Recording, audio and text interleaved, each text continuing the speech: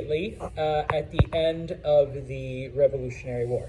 Okay, so as we talked about the end of the last chapter, the end of chapter 5, in 1783, okay, we get the Treaty of Paris, which first and foremost recognizes the independence of the United States, all right, establishes the U.S. as a country. It ends the war and, of course, gives the U.S. very, very generous boundaries. Okay, I didn't include the other stuff, but Suriname to the Dutch, and the Spanish to Florida, and all of that other stuff. Okay, now the war's over.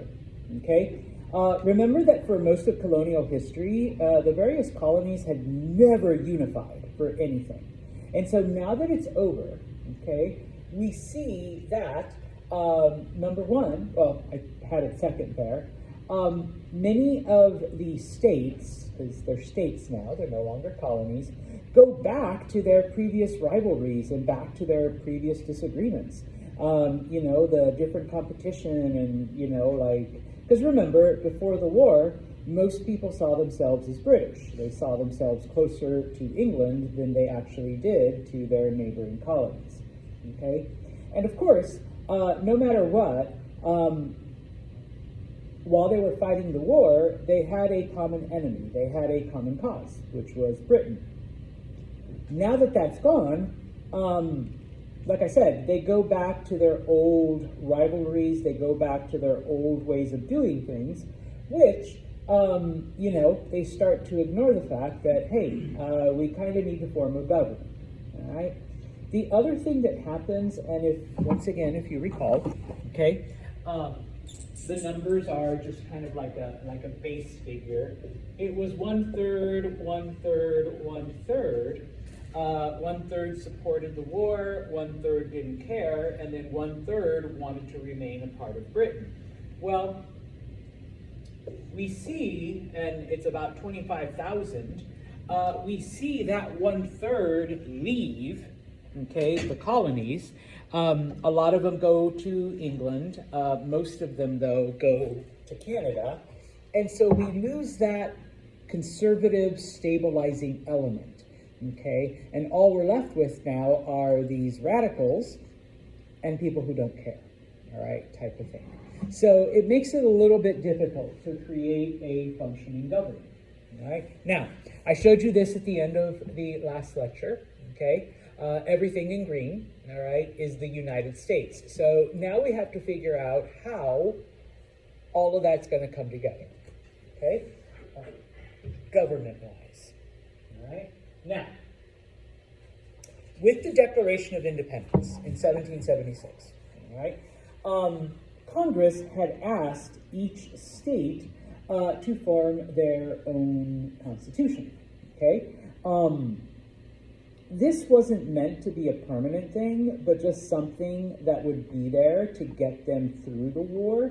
They needed some kind of organization, and so it was felt that this would be the best way to take care of it, okay? Now, during the war, each state basically passed its own laws and did whatever thing was necessary for them to make it through, the crisis that they were all facing, okay? But at the same time, it's not as if the war was like a constant thing, and, in some areas, they rarely saw any type of combat, and so in those places, the different governments of the different states would pass laws, they'd pass ordinances, they'd govern certain things, so that by the end of the actual war, these temporary, governments had become quite permanent, Now, many of the state constitutions had a Bill of Rights, guarantees to each person that, the state government would be there to do things for them, all right? Another key function of many of these state governments was that they had a strong legislature, okay? They had a strong body, but not a very functional executive, because the last executive we had was, King George, and that's who we're trying to get rid of, okay?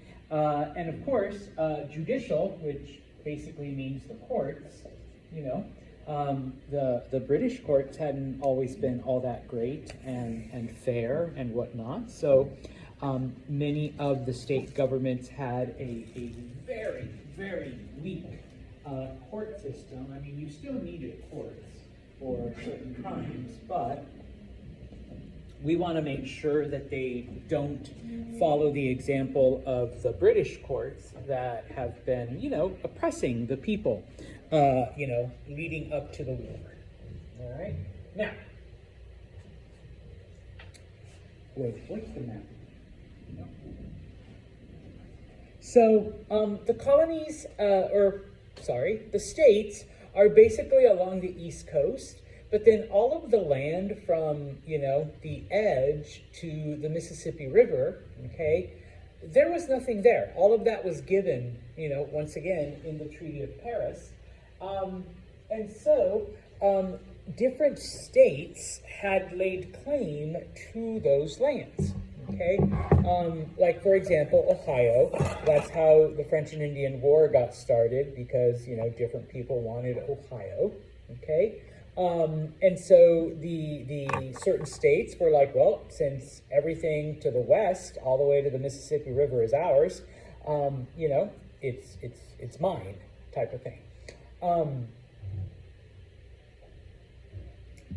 The Loyalists, the 1/3 of the people that supported Britain and had left at the end of the war, the governments of each state confiscated their land, okay, and used it for whatever purpose they were going to use it for, okay. So you had those issues, number one, but you did have a couple good things, okay. Obviously, because of the war, and because the colonials had spent time boycotting Britain, and because they had signed a treaty with France.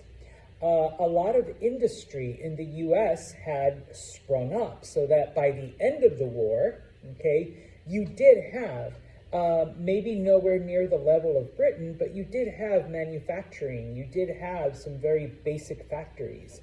And so, that kind of is going to get the ball rolling economically for this new country, okay? And then I threw up there, because your textbook actually puts up this question, some of the economic drawbacks to independence, okay? Well, number one, remember that Britain was the most powerful country on the planet, okay? So you just lost the protection of the British Navy and the British Army, okay, as you're going throughout the world to buy, sell, trade, etc., okay? The British are a huge market, so you just lost them. And not just Britain, but, Canada and other possessions that are owned by Britain, okay? The British are already established, whereas the United States has to try to get its industry going. Yes, it has a nice start, but it still has a ways to go, all right? So there were some economic disadvantages, all right, to becoming independent. All right, which are things that when you're a revolutionary, you don't think about, okay? You just want to, get rid of the king, okay? Now, even though, all right, we're referring to it as America or as the United States, okay, most of the people did not see themselves as American yet. Okay, they still saw themselves as New Yorkers or as Pennsylvanians or as Virginians. They just didn't see themselves as British anymore, okay? But they hadn't taken on something new, to do that, okay? um, the various leaders of the revolutionary movement, and you see this quite a bit if you do study, if you do continue studying, like these big dramatic movements or these other revolutionary elements. They're great at stirring up people. They're great at organizing, especially when there's a common enemy. But they're really not good at forming a functional government, okay? Because once you lose that common enemy, you just look for another enemy, okay, type of thing, all right? Many of them weren't really good at organization. They're great at, the stuff that's required, the violence and the warfare and the strategy, but not really at compromise or at establishing rules type of thing, okay? And as I mentioned, with the departure of that 1/3 loyalist element, they were the more conservative. They were the more, reserved part. That's why they didn't want to leave Britain, or they didn't want to declare independence from Britain. And so, without their stabilizing influence, you do get quite a bit of confusion, okay? Now, because of economics, okay, once again, as I mentioned in the previous slide, people saw themselves as New Yorkers, as Virginians, as, South Carolinians. They didn't see themselves as American, okay? And so each state began to run its own economy as if it were an independent country, all right? Each state printed its own money. Each state came up with its own policy, so that eventually it got to the point where there was a real danger that the United States would break up into 13 different countries, the 13 different colonies that had been there before, okay? And so, we're on the verge of this, okay? The U.S. really, it needs some sort of government. It needs some sort of unifying influence, all right? Now, when it came to Congress, okay, they only came together because of the war, all right? They came together after, the Intolerable Acts against Boston. So they really weren't, a functional government. I often tell people, think of NATO or the United Nations. Yeah, they would meet. Yeah, they would discuss things. Yeah, they'd come to an agreement, but they never really had the authority to force that agreement on they kind of had to ask, like, could you guys do this? And in many ways, like the United Nations, that's what they do. They kind of have to request, and for it to happen, the different participants have to agree that they'll do it. All right. After they declare independence, though, Congress is like, okay, we really do need some sort of functioning government. We do need, at the very least, to be able to direct the war effort, to, put our resources together. So how are we going to do this? Okay, and the answer, okay, is the Articles of Confederation. All right, I like to call this America 1.0. This was our first version, okay, of the U.S. government, okay, the Articles of Confederation. All right, now, this was America's first constitution. Most people don't really talk about it that much because it kind of sucked, all right? It really didn't give the government a whole lot of power, all right? Most of the states don't actually like them. They think that they're like, no, this is a joke, right? Like, you guys are messing with us. And they're like, no, this is our rules for government. This is our rules for prosecuting the war. And this is America. If we're going to be an independent country, we need to start now. Okay, like I said, many of the larger states had claimed all of that land that Britain had given the U.S. and leaving a lot of the smaller states, with basically nothing. So it isn't until these large states, and by large, I'm talking about Virginia, Massachusetts, New York. We're talking about large population-wise. Not until they gave up their claims do all 13 of the states approve the Articles of Confederation.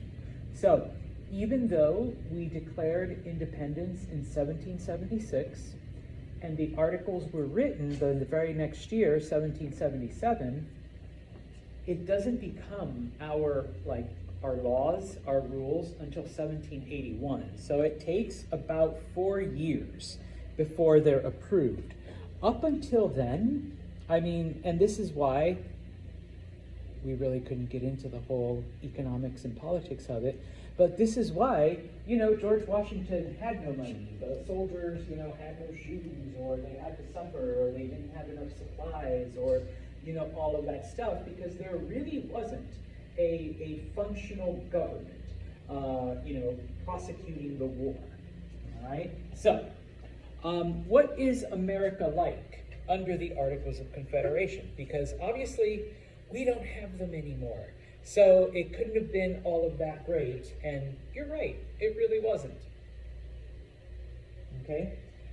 First off, all right, as soon as the U.S. gains independence, okay, these are the state boundaries, even though there aren't people in them yet, okay? Everything that you see is what eventually becomes each of those states. And so even though parts of it were claimed by Massachusetts and part of Pennsylvania was claimed by Connecticut, okay, all of this is eventually figured out, okay? Just so that you're aware, Vermont was actually a part of New York until 1791 when it became its own state, okay? And Maine is considered a part of Massachusetts. It doesn't become its own state until the 1830s or the 1840s. But up until then, it's all a part of Massachusetts, okay? And everything that you see over here, okay, that's what the U.S. got at the end of the War for Independence. And it was claimed by, the big, powerful states, all right? So not until they give up those claims do people come to agreement. Okay, we will ratify the Articles, okay? Unfortunately, the Articles of Confederation didn't actually form a very strong government, okay? Because the word confederation just means an association, okay? People looked at it as the League of Friendship, okay? We came together because we have a common goal, all right? And as long as we do that, we're good. Anything more than that, all right, we want nothing to deal with it, and you need to let each individual state take care of that, okay? And so, Congress was the central authority, okay? They came up with the rules, they came up with the laws, they're the ones that dealt, at least during the Revolution, they dealt with the war, okay?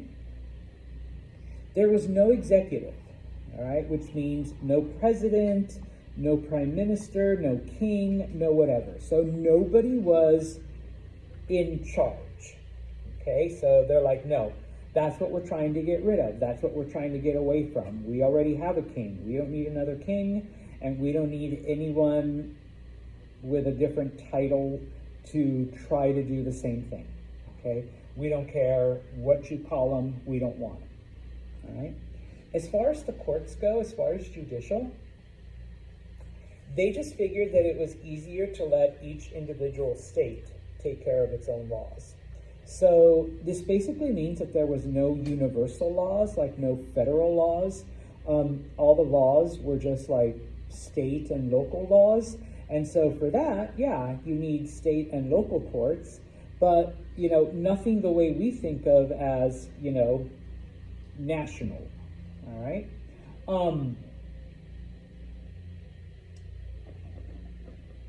When it came to Congress, each state had one vote, and it didn't matter if you were Virginia, New York, Rhode Island, Delaware, okay? Everyone got one vote, okay? In order for anything to be resolved, you needed a majority of 9, okay? 9 out of 13 for anything to pass, okay? Unfortunately, you could never get 9 states to agree on the same thing, okay? And so because of that, Congress, under the Articles of Confederation, didn't do a whole lot as far as passing national policy because 9 states would never agree. Okay? Now, the government did not have the power to tax. Okay? All governments need money to function. And the way governments get money is through taxes. Okay? That's why those of you who have jobs, you get taxes taken out of your paychecks. That's why those of you who own property have to pay property taxes. Okay? That's why, well, all of you buy things. We all pay sales taxes. Okay? Those taxes go so that our government can, function, so it can do stuff, so people can get paid. Under the Articles of Confederation, Congress could not ask for taxes. Because remember, we're fighting Great Britain, and what's the big issue we have with them? Taxes, all right? So how am I gonna ask you for taxes if that's literally what we're fighting right now, okay? So, no power to tax. The only thing Congress could do is ask for money, okay? Voluntary contributions. If a state wanted to give something to Congress, then they would. And if they didn't, then too bad, all right? You guys figure it out, all right? Which, once again, the Army had no money, no supplies, Congress really couldn't do much because they had no money to function, no money to pay people, no money to build anything, okay? Eventually, like I said, the 13 states began to treat each other like 13 different countries, so each state had its own money, okay? So if you went from New York to Pennsylvania, you needed to exchange your New York dollars for Pennsylvania dollars, okay? Each state had its own laws, each state had its own tariffs. So if you wanted to buy apples from New York and you lived in Pennsylvania, you had to pay extra taxes, you had to pay tariffs. Because we can't tax people, but, okay, we can charge tariffs on certain things, all right? After the U.S. wins independence, the only thing that Congress really does is represent all 13 states in foreign affairs. That's it, okay? National stuff within the country, each individual state handles that, okay? So Congress could declare war, Congress could negotiate with other countries, Congress could make treaties, but that's it, okay? Anything else that needed to happen inside the country, the states did, and they wouldn't give Congress that power. So it was a really, really bad government. It was a really, really inefficient one, okay? I don't know why I put that up again, but it's a nice map. All right, so, that's why, okay? So one of the things that Congress does do, okay, and it's probably the only good thing that comes from the Articles of Confederation, is, I did put that there. It's the best thing to happen. And I probably will ask you, what is the best thing that came out of the Articles of Confederation? That's why I put the map up. all of that land in yellow,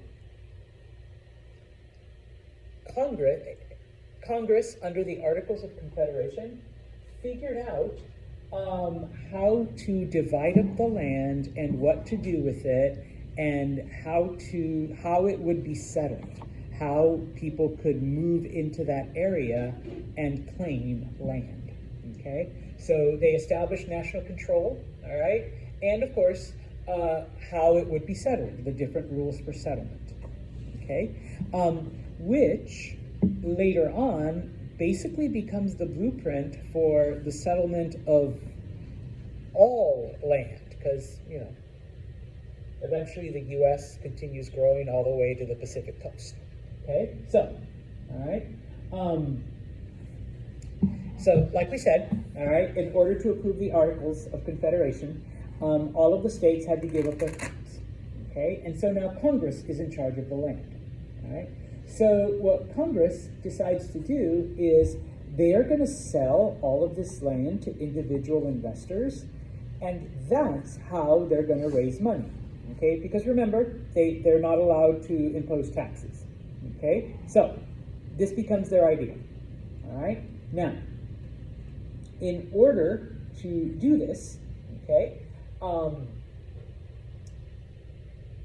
like I said, they came up with rules, they came up with ordinances, they came up with a system as to how to divide up the land and how to sell it, okay, which basically becomes the blueprint for the settlement of the rest of the U.S.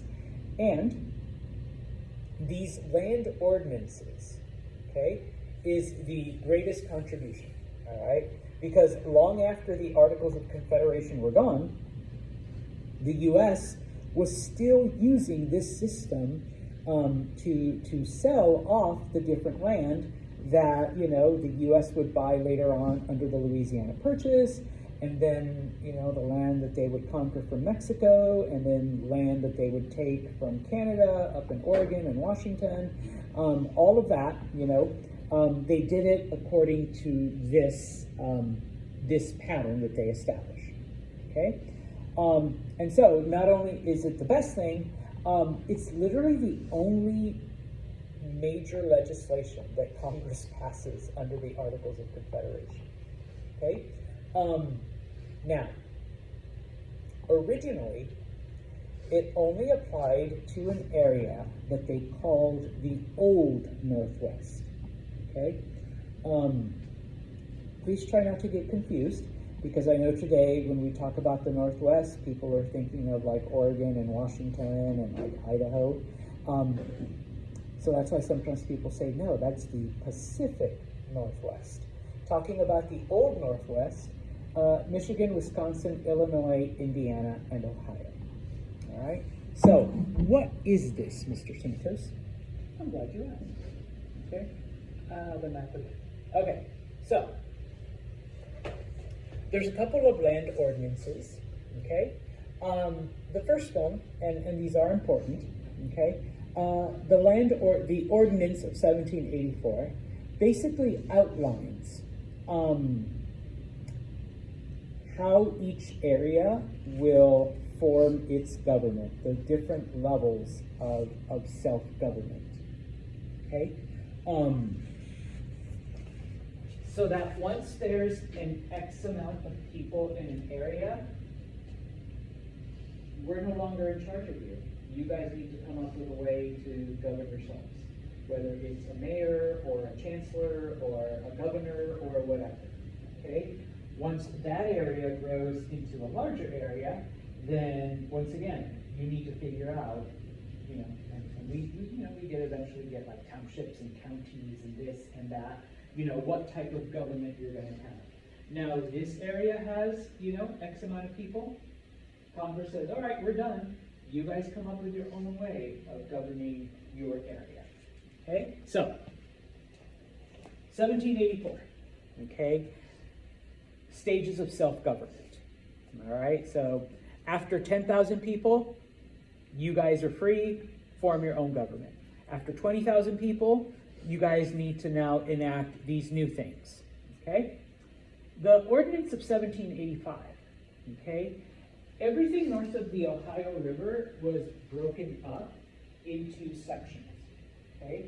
And this was kind of an experiment as to how things were going to be sold off and in what pieces. And so what they did, okay, is they surveyed the land, okay, and they created a unit known as the township, okay? We still have it today up here in areas north of the Ohio River, and even here in some parts of New York State, okay? Except now we just call them towns. We dropped the ship part, okay? So if you've ever wondered, wait a minute, it's the village of Clinton, but when you call the cops, it says that it's Kirkland Town or Kirkland Township. Well, because within the township, there's other things that are like broken up inside that. That all comes from 1785, okay? So, a township is 6 square miles. So they measure it, 6 miles this way, 6 miles this way. That's a township, okay? We're gonna call that Kirkland, all right? Within that, we're gonna break up each square mile into 36 sections.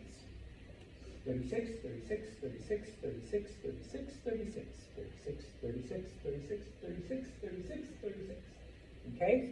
And each of those, within each of those miles, this is the inheritance that we get from the Puritans, section number 16 will be set aside for a school, okay? The only thing that can be built there is a school for the township, okay? Now, so we've got 6 square miles. Within each mile, we've got one area for a school. Everything else, though, is up for sale. Who wants land? Okay? Now, this is in the PowerPoints, so if you want to look at them, you don't need to copy this whole map, all right? And so, when I first moved here, I always wondered why everything was in squares. And if you've ever driven, especially through Indiana, it literally looks like a giant square when you're driving through it. That's because of this, okay? Everything was divided up into a township and then into sections. And remember, the 16th was only going to be for schools, okay? You can only build a schoolhouse there. All right, but this is how everything was divided up and broken up into different places, okay? And if you couldn't afford, now, when you want to buy land, you can buy half a section, quarter section, half a quarter section, a quarter section. They didn't have the words back then. For even, you know, the 1/16th, the 1/8, the 1 whatever, okay? And so now you can buy land and do whatever you want with it, and Congress gets the money and they use it to pay off stuff, okay? And so little by little, people are then buying up, and if you're really rich, you buy a whole square mile. If you're kind of rich, maybe you buy 2, 3, 4, okay, type of thing. And then that was even bigger into what was called a range, which later became counties, type of thing. And so that's how all of that was broken up, okay? Later on, this same system gets adopted into everything that is done in the Louisiana Purchase, okay, and farther west, okay? Honestly, it's kind of, you know, kind of pretty well organized. But then again, that's where I saw it also, Utah. I lived in Utah for a while. Everything in Utah is a giant square, okay? Even their streets, okay? They took it way too far. Like seriously, their streets are all at right angles and everything's a square, all right? But it makes sense because you don't really need directions to get anywhere. You just need the number. And, you know, boom, boom, boom, boom, okay? So, best thing that the articles do, okay? Now,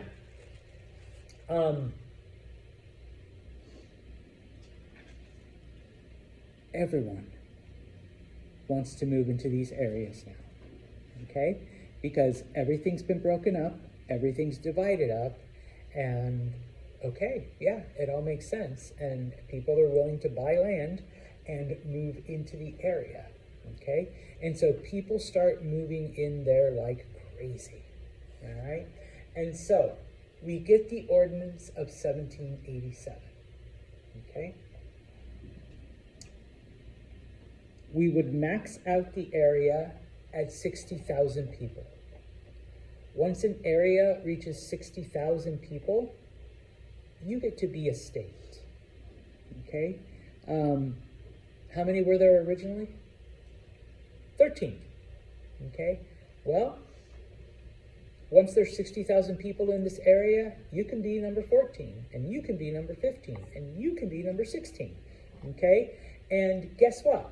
Okay, you are going to have the same right and power and privilege as the original 13. Okay, so that is why I can never remember. I'm pretty sure it's Hawaii is the last one, or Alaska. Let's say Hawaii. That is why Hawaii, which is the 50th state, has the exact same, representation, powers, influence, privilege, etc. Follows the same rules. Does anyone know the first one? Oh, Delaware. Delaware was number 1, okay? As Delaware, okay? Or any one of the original 13, okay? It isn't like, ooh, sorry, Hawaii, you were 50, so you only get like half of representation and you only get some of the privileges. No, everyone comes in as an equal state, okay? So, like I said, all of this happened under the Articles of Confederation. And so, number 1, it sets out the routine for how all of the land in the West gets settled. But most importantly, with the Ordinance of 1787, it lays out how all of this area, how we went from being 13 states to 50, okay? And they used the same system, okay? Once there were 60,000 people in the area, boom, you can be a state, okay? As long as you meet all the other stuff. All right? Questions? Okay. Then.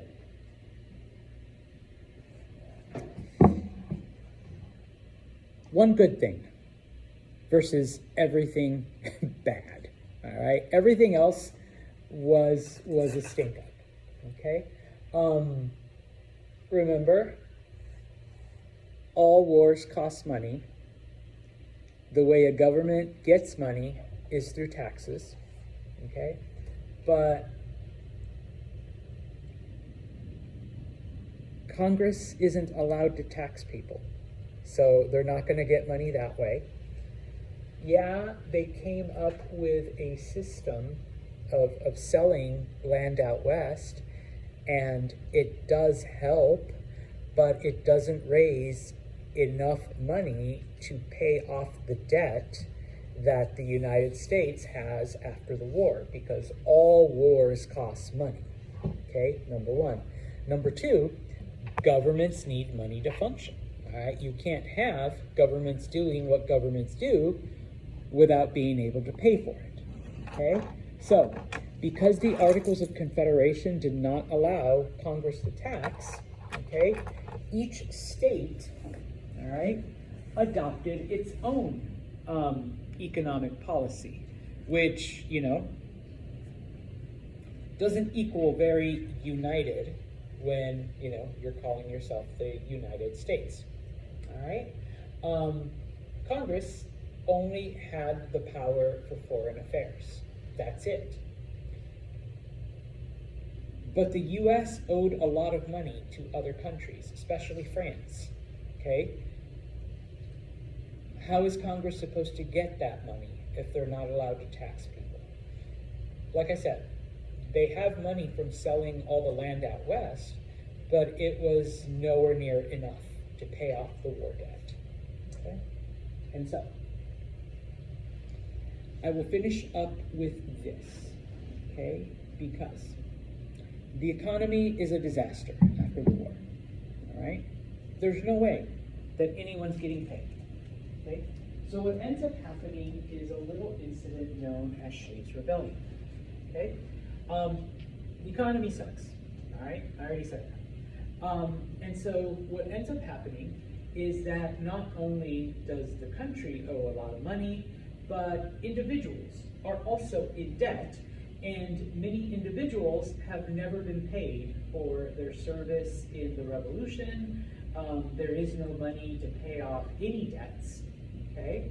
And especially since the states are treating each other like different countries, you know, not to get too preachy, but we're kind of seeing that right now with all of the tariffs that Donald Trump has imposed, because that's what the states were doing to each other, all right? Trump has imposed tariffs on China, and so soybean farmers haven't been able to sell their soybeans to China because over 50% of soybeans that China buys are from the US, and instead they're buying them from Argentina.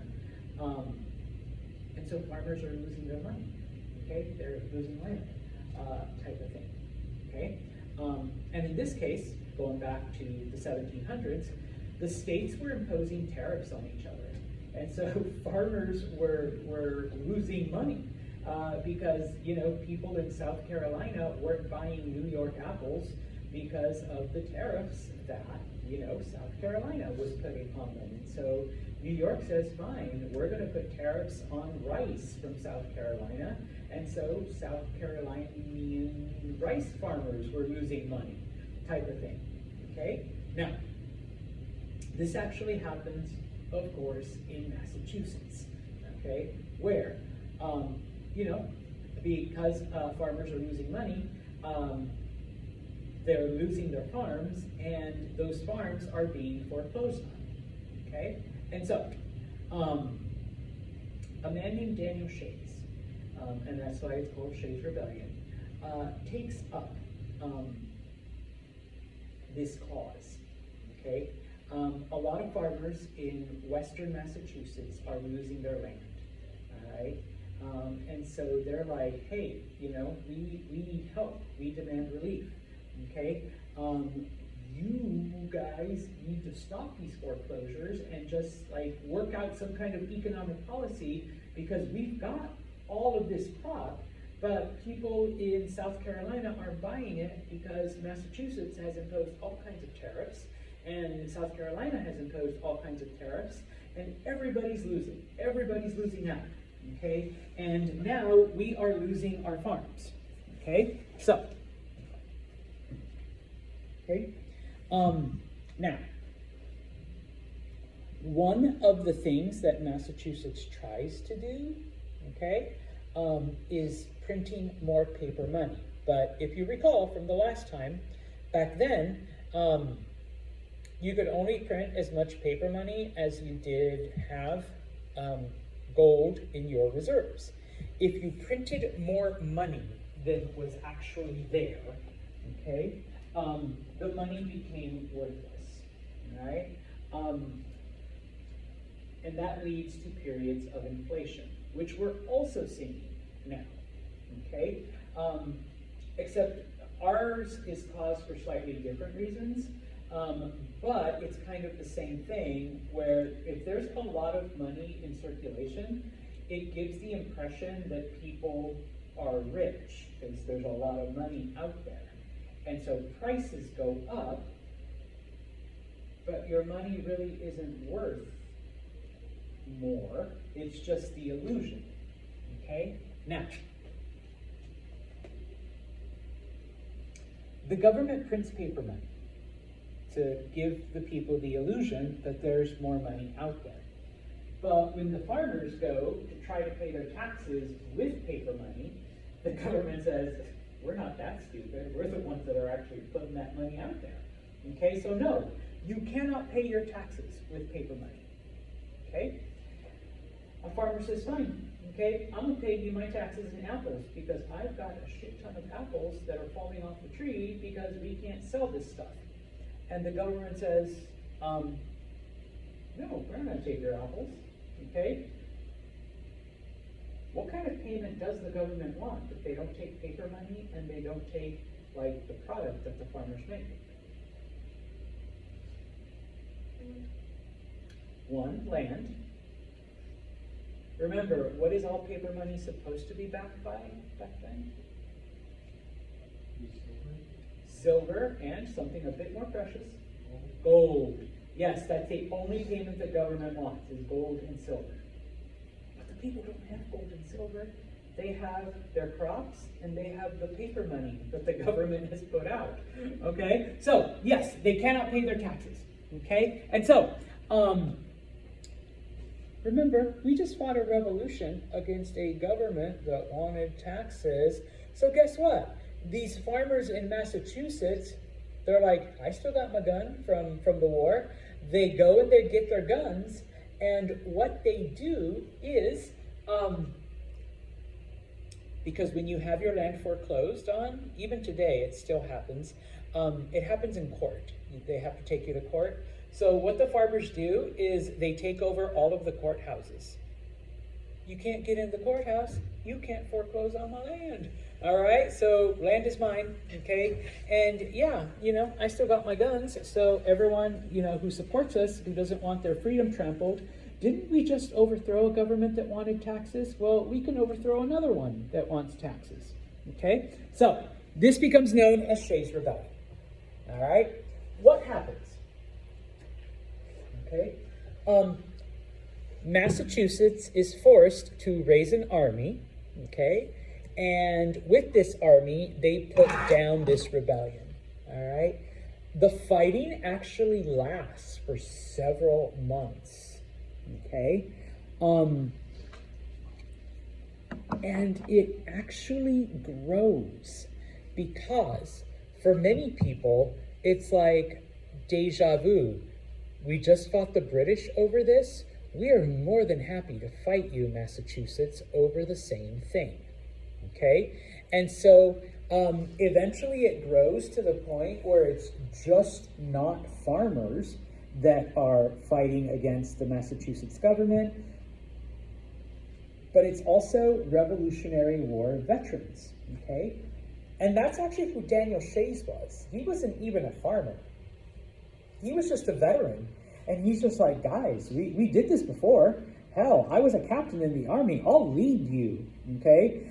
We can overthrow the Massachusetts government, and then that way, you won't lose your farms, okay? Because it is pretty ridiculous that they're demanding taxes, okay? But they won't take your crop, and they won't take the paper money that they themselves printed. So, hey, let's overthrow them, okay? Now, a lot of the veterans were more than happy to do it, not just in the name of freedom and not just in the name of freedom of taxes and all of that, but because a lot of them, you got to remember, okay, since Congress couldn't raise money, Congress was pretty powerless, a lot of them never got paid for their service during the Revolution, okay? So they kind of saw this as a way of getting their back pay that they had been owed for like years, okay? Well, unfortunately, okay, this I just threw up there, but let's skip forward. Oh no, okay. Okay, I only have 2 slides. I thought I had more. This begins to worry the upper class, okay? Because they realize that the same motto and the same motivation for people to fight in the Revolutionary War could be used to fight against them now that they're the ones in charge, okay? And all a person has to do, okay, is say, my rights have been trampled, okay? You want me to pay taxes? No, we just fought a war to not pay taxes, okay? And the fact that pretty much every person, had a gun or was some kind of veteran, all right, yeah, okay? The upper class realize, kind of ironically that maybe we do need a strong government. I know we wanted to get away from that because we had a bad experience with Britain, but maybe the British had a point in having a strong government, because without a strong government, anybody could just rise up, all right, and try to overthrow us, okay? And one of the things that I hope you understand is that even though our founding fathers, taught that people are created equal, it's a nice theory, but in reality, if people believe that they're actually equal to you, they're going to want the same stuff, all right? And the founding fathers, the people that came up with all this, saw themselves as being superior. Like, that's why we changed it from property to pursuit of happiness. We don't want to give up our property, okay? And in this case, what will we do if a group of people just get their guns and start using the same catchphrases that we used when we overthrew the British? Okay, so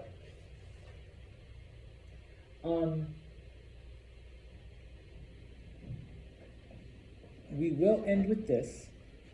People realize, number one, okay, that there needs to be some sort of order. There needs to be some sort of control, okay?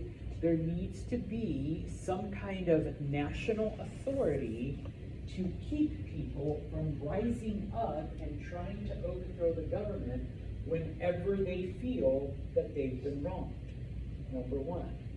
Number two, okay, economically, we're going to fail if there isn't some kind of central regulation, some kind of unified economy.